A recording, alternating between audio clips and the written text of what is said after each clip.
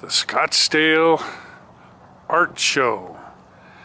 This doesn't look like too much here at the entrance, but as you'll see later, there's 100 of the best artists in the United States inside here, and these tents go on for miles and miles.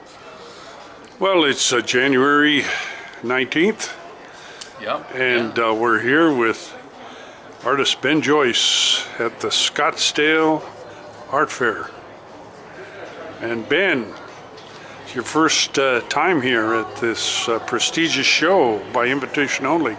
Yeah, that's the celebration of fine art, and it's an incredible show. You know, incredible artists, and we're fortunate to be a part of it.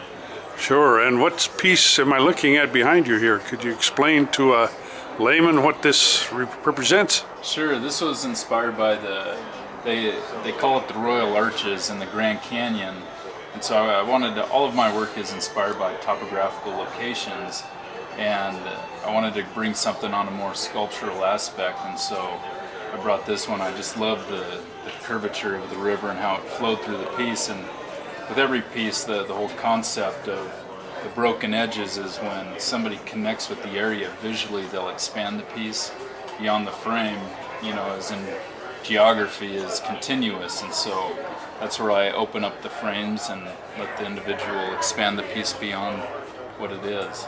Sure. Now that river part looks sparkly like gold, is it? Yeah, there's an inlay. It's 23 karat gold that's inlaid within the river, and it's just, you know, I love the brilliance that it brings to the pieces, the composition of, you know, the flat land with that incredible brilliance of the water. Well, this is a black and white piece. Right. Yeah, this is Manhattan, and you know, New York City, and so, you know, I just wanted to represent kind of that constant energy and movement in the piece. Yeah, you get Central Park with the Jacqueline Onassis Reservoir, that it's kind of the place of sanctuary that, you know, people can go and, you know, get away from all of the hustle and bustle, and it's just an incredible city with great energy and culture. Yeah. And you've sold a number of pieces, I believe, in the New York area.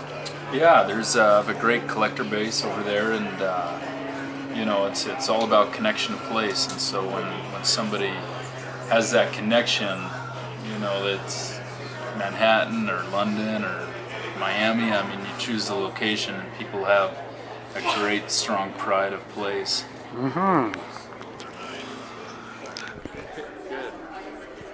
So this looks like San Francisco. Yeah, this is the San Francisco area with Golden Gate Park here, with Golden Gate Bridge and the headlands of Marin County.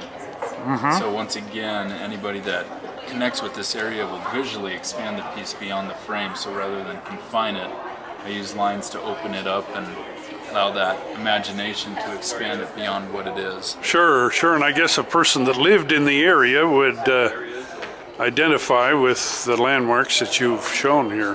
Correct. Yep. Yeah, it's all about that connection to place, and so you really just create those lines of recognition, and then you allow the individual to populate it with their own connections and histories.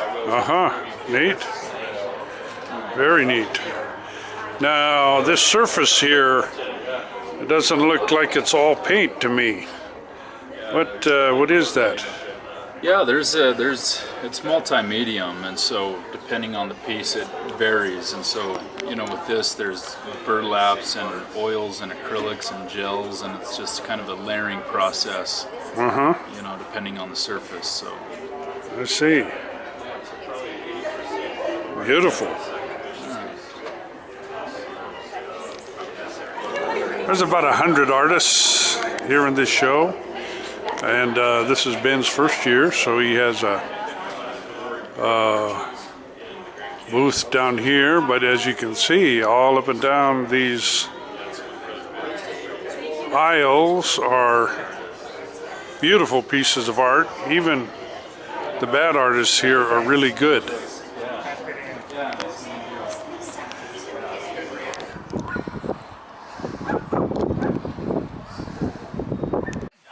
This has a new bus smell. Yes, it does. And I guess it is a new bus. Yes, it is. Southern Kern's newest bus, maybe. This is number 2. We have 2 of them now. One's still in the yard. Uh-huh. We just got 2 of them, and I love them. And how many students do they transport? These hold 78 passengers. 78 passengers, and either 2 or 3 per seat, you were telling me. The smaller children, we can put 3 in a seat. The larger ones, we only put 2. Okay, okay. And a diesel bus. Yes, it's a diesel. Mm-hmm. And approximate cost? Peter? $150,000. $150,000. You got 2 of them. Yes. And did any special grants help the district? There were no special grants. No. No. It was just time to get Time to get fresh rolling stock. Yes. So how many buses does that make total now We for have 16 in the yard. 15? 16? 12. 16. I gotta count them. Hang on. 31. Okay. Uh-huh. 839. Okay.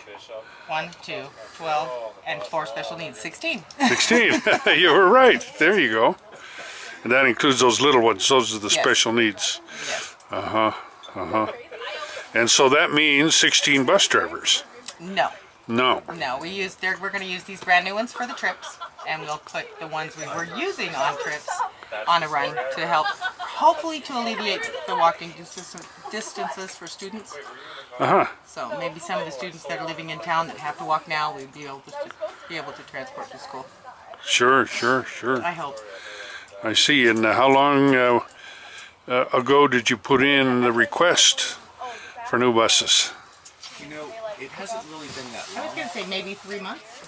Yeah. Oh, neat. What our challenge was just getting on the bids. And, Yes. So that, you know, it was appropriately bid out. And so we Sure. had to do our homework, learn a lot about buses. We got them a lot quicker than we used to. It usually takes anywhere from 6 to 7 months, but we got these really quick. It was fast. Well, that's good. We have some new software to help with the routing, and she just got a new staff member that's probably going to be helping her. She's learning the No, routing I right can't now. wait. She sounds like a gem. I love so her. we're very fortunate that She picks up stuff that I still haven't picked up, that's Peter. great. Yeah, we're really trying to help Dawna out because she's got a lot of Sure, opportunities and sure, sure. And I see it's a Bluebird bus, Yes. and they have a very good reputation here in the West. Yes, they do. Yeah. mechanic didn't want anything else. Really? Well, that's a good recommendation. Yeah, if you've got to fix it, you know, you kind of like the ones that have worked.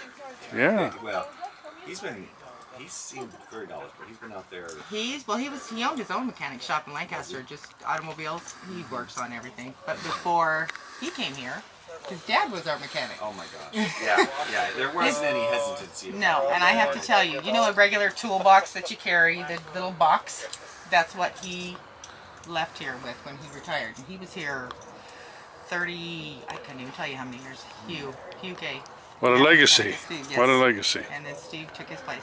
Sure.